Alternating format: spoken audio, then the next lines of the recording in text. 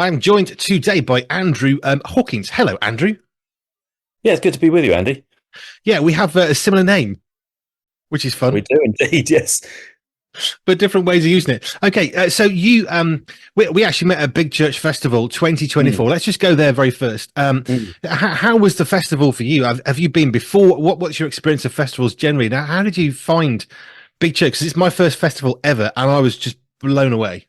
Yes, I have been previously, both attending and exhibiting. This was the first time exhibiting for Leading the Way. I don't believe that the organisation has ever been to Big Church Festival before, and I found it highly engaging. We had probably around 2,000 people past our stand during the weekend, and so much literature given out, many different conversations, connections with people like yourself. So it was a really rewarding time down there in West Sussex. Yeah, it was brilliant. I loved it. We were there invited by Barnabas Aid to Mm. join them. So we volunteered with them and we got on site and stuff. And it was, I've never been to a festival since I was probably 13 or 14, which is, 3 decades ago. So for me, Mm. it was amazing. But the whole Marquee area with all the different people there, it's just so Yes, exciting to see so many people who love Jesus and yes, different ways of worshiping. Yes, of course, but different ways of serving him through yes, yeah. so many different ministries that were there. That's right. Such a diversity of ministries. I think it's a unique festival, one of the largest festivals, certainly in Europe. You have people traveling from European countries that we met. So they come over to us, especially for that festival. Cool. Okay, so leading the way is how I actually met you at Big Church. Mm, Just give us a bit of a thing about that for people who've not heard of that, or maybe have an impression of part of it. What is leading the way? yes. So Leading the Way began back in the 1980s, founded by Dr Michael Youssef, who's Egyptian, originates from Egypt, lived in Lebanon for a while before then moving to Australia, where he studied theology. And that's where he met his wife, Elizabeth. And the Lord led them then to the US, to Atlanta, Georgia, where he founded Church of the Apostles, a large church in Atlanta. And then a year later, Leading the Way was birthed. And it just began at that stage as a small Atlanta-based radio ministry, but it's grown significantly over 35 plus years. Dr. Youssef's Bible teachings are now broadcast across 6 continents in 28 different languages across many different radio and television platforms. So it's grown hugely, and there's other different aspects to the ministry as well. I mean, I know of Leading the Way because I know of Dr. Michael Youssef. I can kind of see his face and think, yeah, I know who that is. Mm. And I've heard some of his sermons. I've seen some of those. So what are some of the other elements that Leading the Way has for people? So from Leading the Way has also come a few other ministries over the years. One is our Kingdom Sat channel, our very own satellite channel that broadcasts into the Muslim world, the Middle East and North Africa, 22 Arabic-speaking countries. And we have about 2,000 inquiries a month. 1,000 or so of those are from Muslims. So that's really impacting the Muslim world, that tailored broadcasting to the Muslim world. We also have a little device that goes around the world called a navigator. It's pocket-sized, it's solar panelled. It contains the New Testament and 150 of Dr. Youssef's teachings, and it comes in different languages as well. And thousands have been distributed around the world. So recently, Indonesia received 5,000. Senegal has had 3,800 delivered recently. 5,000 is going to Albania soon. And there's preparations for Bangladesh, 15,000 to Bangladesh and 10,000 to Pakistan. So it's really reaching countries where it can be difficult for Bibles and missionaries to enter. But these devices are accepted and they're reaching very remote regions of these countries. And then we've also got evangelistic celebrations. More recently, Dr. Youssef is actually going to the nations and preaching the gospel. So we've had evangelistic events in the US, in Mexico, in Ireland last September, and in Egypt. And yeah, more are being planned. So they're some of the other ways that we're reaching the world. That's so good. I spoke to Eugene Back to Jerusalem, who, Yeah. in some similar ways, they've done some amazing technological things to get the Yes, Bible into countries where it just cannot be without exactly. risking the life of the person who holds it. So I Yes, get yeah, very excited when I hear about any organization who is saying, how can we deal with this? How can we help? How can we support? How can we get Bibles into this nation? yes, and also in the UK, because of course now the world is here in the UK, living amongst us, and they need reaching as well. So the navigators are being used by some churches in the UK to reach different people groups as well. Yeah, it's superb. We need tools though, don't we? Yeah. It's all very well to say, okay, the Bible's all you need, Jesus is all you need, but then there's kind of this, yeah, but what do I do? And having a Mm, tool that can actually enable us to start a conversation can be mm. such an important thing. Yes, and it's one way of many ways that we can reach people. Yeah. Now we were mentioning just before we started talking for this about your trip to Dublin. So just give Yes. us a bit of an overview, because that's one of the examples of what Leading the Way's done, and then you've got Yeah. some amazing results as well. So what happened last Yeah. September? So last September, we had two events, major events, evangelistic in Dublin and in Belfast. So a program of live music, live testimonies from significant people, well known in Ireland. And then Dr. Youssef came and preached the gospel and then invited a response at the end. And we had many, especially in Dublin, many came forward to receive Christ as Lord and Saviour. But there was a whole program leading up to that. I mean, it was like a year's investment before September of visiting each country and engaging, connecting with the leaders, training the church in evangelism, preparing the church in prayer as well. So prayer movements started and are continuing today. And Dr. Youssef flew in for pastors' lunches as well in both locations. So there's a lot of investment before the event, and then the event was kind of the culmination of everything. And then, of course, the follow-up afterwards. And all the people who made commitments were referred to local churches. And it did feel like a local church event. You know, Christians invited guests along. We didn't just bus people from here, there, and everywhere. People just came of their own accord and brought their guests along, which is what we were encouraging from the start. And as a result of that, I visited Dublin over the weekend. One church there received a number of referrals and has since then witnessed multiple salvations and baptisms and church Wow. growth. It's like a wave of the Holy Spirit is moving in that church, and they're having to adjust and adapt the way they do church as a result. It's so good. And I love the way that you're working with local churches rather than doing a Mm, big campaign, which has its own merits. But yes. me, particularly, I've worked in churches. I love the local church doing stuff locally, Mm, because at the end of the day, they know their community. And if you can go yes. in through a local church, you've already got lots of contacts and lines of communication, which are already pre-existing. Yeah, and these events kind of galvanized the local churches. They worked in unity, especially in Dublin. They've not had a large evangelistic event. We're talking like 2000. It wasn't, um, huge, but it was significant, and it just brought together the pastors in a new way. Especially the lunch we had with Dr. Youssef. There was virtually every senior leader there in the room across Ireland, which was just amazing.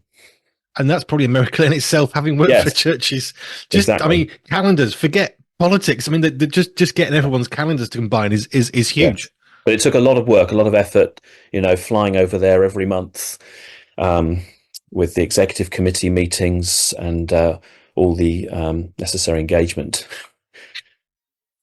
So, what's your involvement with this organisation? I mean, how did you come to work for them? So I've been working with them for 2 years now. I started out as the UK Europe Celebrations Director. So that was directing events like Ireland and exploring possibilities for the future events around UK Europe.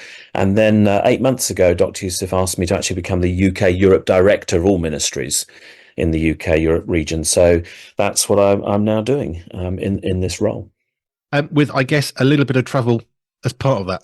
Yeah, it's not too much travel, more so with celebrations, but now it's yes, it's more home based, but still need to obviously go out and make known the ministry. That's what it's been about in this role for me. Just going to these festivals like Big Church Festival. We're exhibiting in Wales at the ABBA conference very shortly. We're exhibiting at Christian Resources exhibition. We're trying to really make known the ministry as much as possible so that people can connect with us and be blessed by Dr. Youssef's amazing Bible teaching and support us in our endeavours to spread the gospel around the world.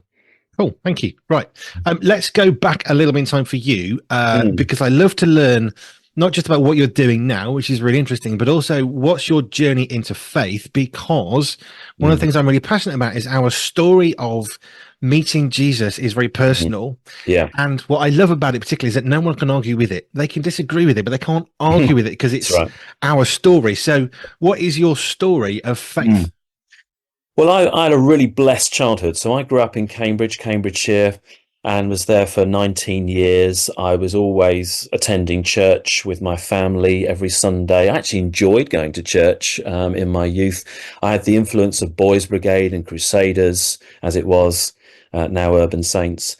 And that strongly influenced my life. I sung in a choir there. I played a musical instrument, the trombone, and I just was really kind of sent by my parents out into all these different kind of organizations. And I thought I had an amazing childhood. But it was only at the age of 17, around 16, 17, that a young missionary came alongside me at church in Cambridge, where we were attending, and explained Two Ways to Live, that little booklet, Two Ways to Live. And he drew diagrams and he explained, either going your own way, which leads to death, or you're going the way of Christ that leads to life eternal. And the name of that young missionary at that time, he wasn't ordained, is Rico Tice, Okay.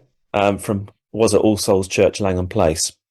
And he really impacted me, and I made a personal commitment. I knew that I couldn't follow my parents to church. I needed to personally commit my life to the Lord at that stage.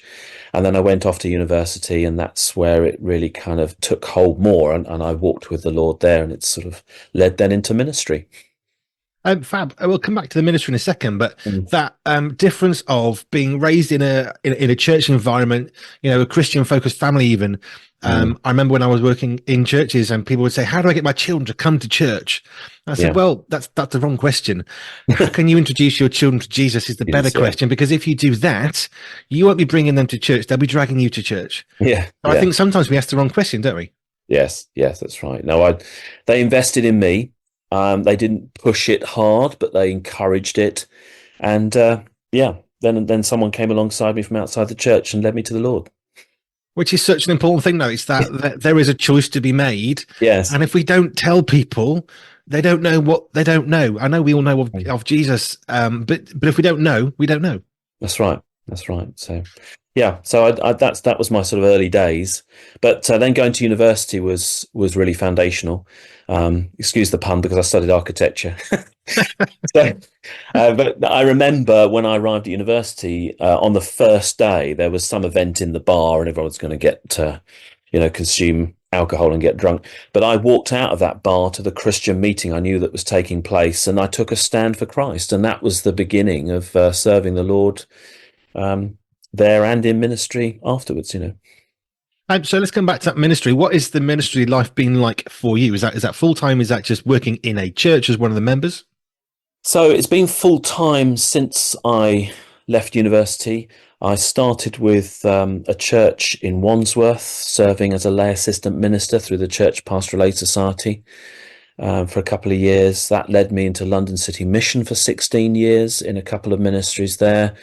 And then I've since been around a number of different organisations, Billy Graham Association, Luis Palau Association, Canon J. John, Christian Concern, and now leading the way with Dr Michael Youssef. It's like one step has led to another. Obviously, in this type of events ministry, the experience has been gained, and others want to use that experience, shall we say. Yeah, because we've all got different skills, we've got different Yeah. gifts and experiences, and I do love how God doesn't just dump us in a place and say, off you go. I love how he made us with purpose and on purpose, but he actually makes us with our own desires. And actually that often forms part of how we serve him. Yes, yes. And I've still got a couple of volunteer ministries that have through the years developed. So with London City Mission, at one stage I was a police chaplain, and I've kept that role for 22 years now. Locally where we are based in London here, and I patrol with the officers and wear body armor and uniform, and that's how the role has always been, very, very proactive. out with the troops on shift and dealing with all the difficult and challenging situations and being a support to them. So I love that role. It keeps me in touch with the real world as a voluntary chaplain. And I'm also the London Wing chaplain for the Royal Air Force Air Cadets. So I supervise chaplaincy across London Wing and try and bring in other local church leaders into chaplaincy where they're based to different squadrons. So, yeah, really a lot happening, but it's all of the Lord, the way the Lord's opened the doors over the years. I think that opening the door thing now, that's really key to what we do, isn't it? Because this is them. I say this so many times, but it's very easy to push hard and to create opportunities and doors where God didn't necessarily want us to find one. That's right. But we should work hard for him. That's right. These doors have swung open over the years, and especially the police role.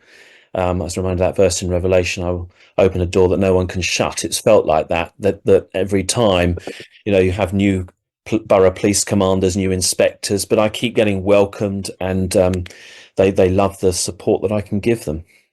Which is unique. And of course, as we're having these interviews, we've got riots around the UK. The police are always going to be stretched in these moments. And I would imagine for you as a chaplain, these are the times when it's even more important for all the work you've done. Yes. This is where it really meets the reality, isn't it? That's right. And they often don't have someone that they can just independently talk to, offload their issues, seek advice. And I'm there for all of that, really, as well as on shift. The other dynamic is, of course, I'm attending all the emergency calls and I'm there on hand. And so I'm experiencing all that they're experiencing as well. And sometimes take the emotional strain off their backs, which is good. Which is huge. And I think it's too easy to think, oh, they are the police. But, the police service, it's made up of men and women who are trying to do their job. Yeah, as we say, it's ordinary people doing an extraordinary job. Yeah, so they are, family people, and they suffer all that we suffer, experience, and have to deal with their job, the challenges they face. Yeah, wow, okay. Just coming back to leading the way then, you said about how you came from, was it Christian Concern into this role? Yes, that's right, yes. Yeah. So what made you think this is an interesting opportunity to apply into? Well, they approached me. That's been the case a lot over the years. Oh, wow. So they approached me and said we need someone to direct events in UK, Europe. At that time, it was a new initiative that Dr. Youssef was launching to actually go to the nations and preach the gospel. And again, with experience from past organisations in events, directing and co-directing with Billy Graham and Louis Palau and J. John, the Just One events. That's how the door opened, really. Just with that experience. Which I think is a really good life lesson of when you are trying to serve God, it's very easy to think, I need to do this, I must do that, let's go here. Yes. But actually, one of the scriptures I really love is don't assume you're going to go to this city and do business and you go to that city and do that business, because we don't know what tomorrow's going to bring. And actually, when we walk in the Spirit, when we actually allow God the honor of directing our steps, everything gets so much more exciting. Yes. And I've learnt never say never to the Lord. When I was at Nottingham University, where I studied to be an architect, I said, Lord, never London. I'm never going to London. And where have I been ever since? In London. And also I've learned, more recently, I have pushed doors at times and been interviewed for various roles, but it's never actually worked out.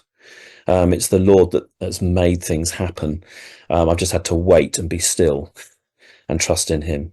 Yeah, be still and know that I am God. That's a favorite for so many people. But when you start to consider the words of that, knowing God is great, but it's that being still part. And actually, if we stop herring through life, those are the precious moments of when God, it's not that it's easier for him to talk to us, but it's easier for us to hear what he's trying to say to us.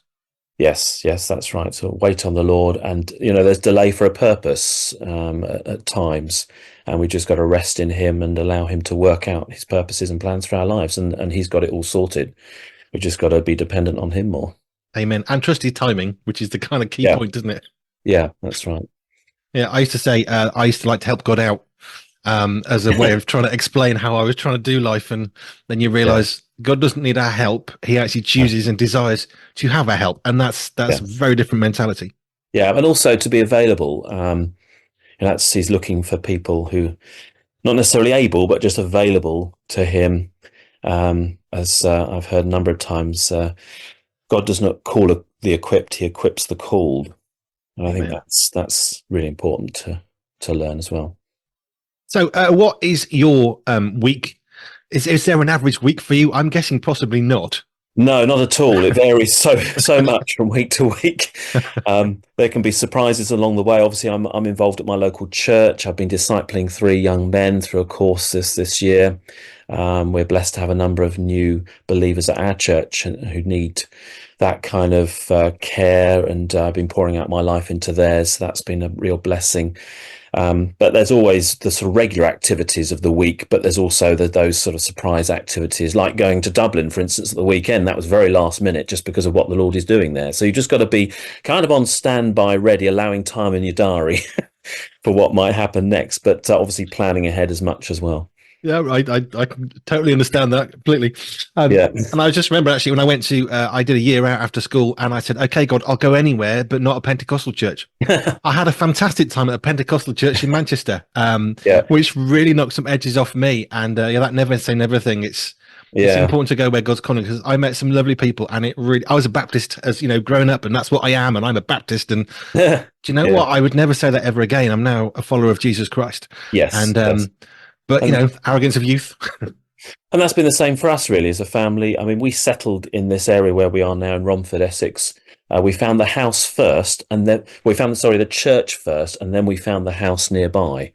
So we felt that we were led to this church where we've been now for 12 years.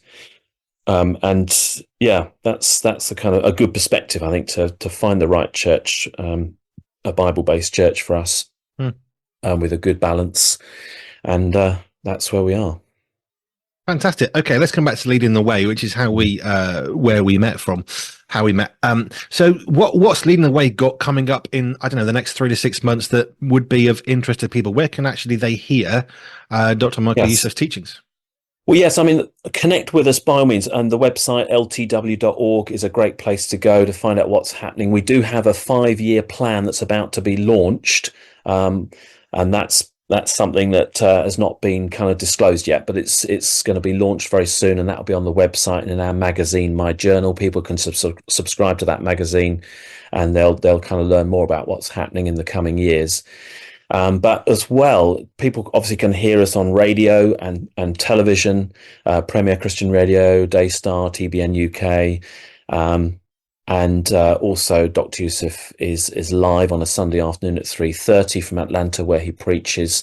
So you can go to the mobile app, is great, Leading the Way app. Go to the App Store, download the app, and you've got all his messages on there, as well as the live content and daily devotionals as well, which I use personally and my wife. So there's just so much that you can access. So I'd encourage you to do that. Yeah. Fab. So just for people listening, just give us that website one last time. Yes, it's LTW for Leading the Way, ltw.org. Andrew Hawkins, thank you for Leading the Way, for just sharing some time, some of what's going on, and your own faith story, which for me is always such a passion. And if you want to know more about Leading the Way, go to ltw.org for all the things you need, and get the app. We love the app. Apps are good. Yes, that's right. Thank you, Andy, for the opportunity this morning. Thank you very much. Cheers. Bye for now. Goodbye. Did you know Pure 24/7 Radio has a shop? Well, we do. You can buy merchandise while supporting the work that we do here. Simply head over to www.pure247radio.org/shop. That's www.pure247radio.org/shop.